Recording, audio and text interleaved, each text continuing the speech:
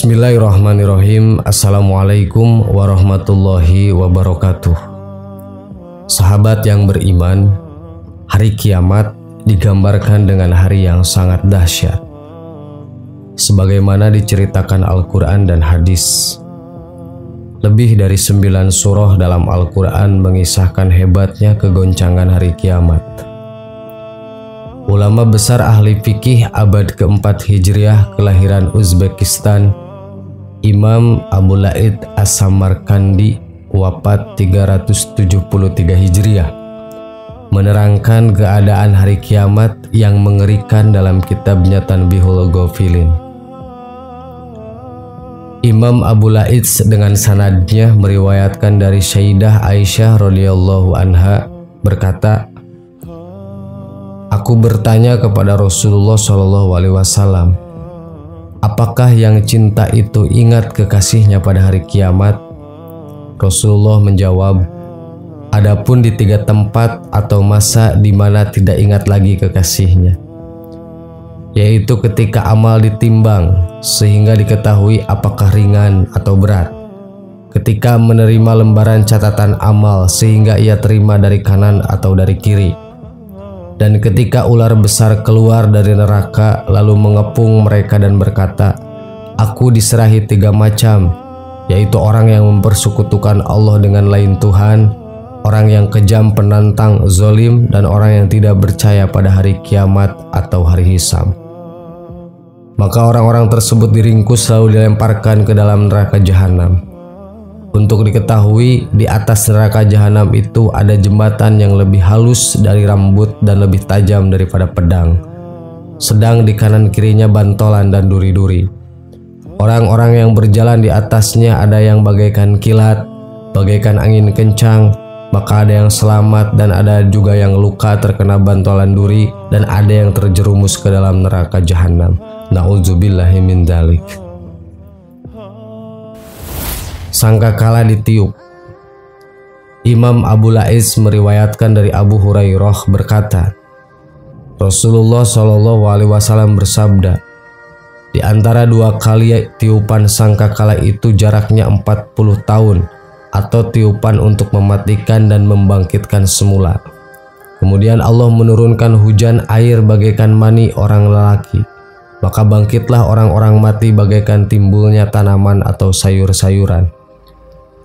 Masih riwayat yang sama dari Abu Hurairah disebutkan, ketika Allah selesai menjadikan langit dan bumi, Allah menjadikan sangkakala dan diserahkan kepada malaikat Israfil. Maka ia meletakkannya di mulutnya, melihat ke aras, menanti kapan ia diperintahkan. Sahabat bertanya, "Ya Rasulullah, apakah syur atau sangkakala itu?" Jawab beliau, "Bagaikan tanduk dari cahaya." "Bagaimana besarnya?" Rasulullah menjawab, "Sangat besar bulatannya. Demi Allah yang mengutusku sebagai nabi, besar bulatannya itu seluas langit dan seluas bumi. Dan akan ditiup hingga 3 kali, yaitu pertama nafqatul faza atau tiupan untuk menakutkan, kedua nafqatul syak atau tiupan untuk mematikan, dan ketiga nafqatul ba'as atau tiupan untuk menghidupkan kembali atau membangkitkan." Dalam riwayat Ka'ab disebutkan hanya 2 kali tiupan, yaitu tiupan mematikan dan tiupan membangkitkan. Allah berfirman yang artinya, "Dan ingatlah hari ketika ditiup sangkakala, maka terkejutlah segala yang ada di langit dan segala apa yang ada di bumi, kecuali siapa yang dikehendaki Allah, dan semua mereka datang menghadapnya dengan merendahkan diri." Quran Surat An-Naml ayat 87. Saat itu bumi tergoncang hebat dan manusia bagaikan orang mabuk, sehingga ibu yang mengandung pun kandungannya gugur, dan yang menyusui lupa terhadap bayinya. Anak-anak kecil seketika beruban, dan setan-setan laknatullah kabur berlarian. Maka keadaan itu berlaku beberapa lama. Kemudian Allah menyuruh malaikat Israfil meniup sangkakala kedua. Allah berfirman yang artinya, "Dan ditiuplah sangkakala, maka matilah siapa yang ada di langit dan siapa yang ada di bumi, kecuali siapa yang dikehendaki oleh Allah.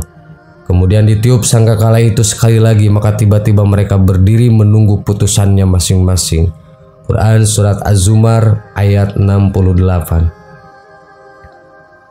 Malaikat maut menjerit mencabut nyawanya sendiri. Mereka yang dikecualikan Allah, roh orang-orang yang mati syahid, Jibril, Mikail, Israfil, dan Hamlatul Arsy serta malaikat maut. Sehingga ketika ditanya oleh Allah, siapakah yang masih tinggal dari makhlukku? Padahal Allah lebih tahu.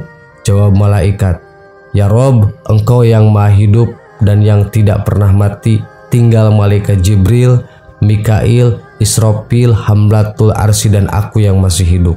Maka Allah menyuruh malaikat maut mencabut nyawa mereka. Riwayat Muhammad bin Ka'ab dari Abu Hurairah berkata, kemudian Allah berfirman, Jibril, Mikail, Israfil, dan juga Hamlatul Arsy harus mati. Kemudian Allah bertanya, hai malaikat maut, siapakah yang masih tinggal dari makhlukku? Jawab malaikat maut, engkau zat yang maha hidup dan yang tidak akan pernah mati. Tinggal hambamu yang lemah ini yang masih hidup, yaitu malaikat maut.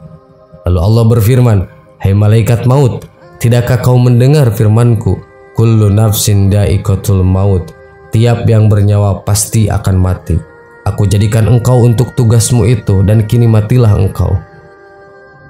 Maka malaikat maut diperintahkan mencabut nyawanya sendiri. Ketika malaikat maut mencabut rohnya, tiba-tiba ia menjerit yang andai kata waktu itu makhluk lain masih hidup, niscaya mereka semua akan mati karena jeritan malaikat maut itu.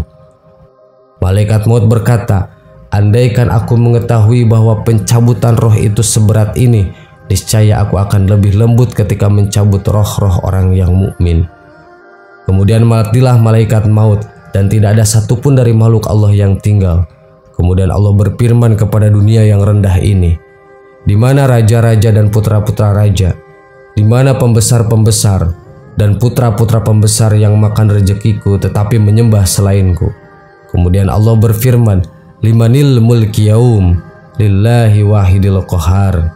Siapa yang mempunyai hak milik pada hari ini? Pertanyaan ini tidak ada yang dapat menjawab. Maka Allah sendiri yang menjawabnya. Hanya bagi Allah yang tunggal dan berkuasa atas segala sesuatu. Sahabat yang beriman, itulah kejadian yang pasti akan terjadi kelak. Semoga menjadikan kita semakin bertambah ketakwaan kepada Allah Subhanahu wa Ta'ala. Amin. Wallahu a'lam. Wassalamualaikum warahmatullahi wabarakatuh.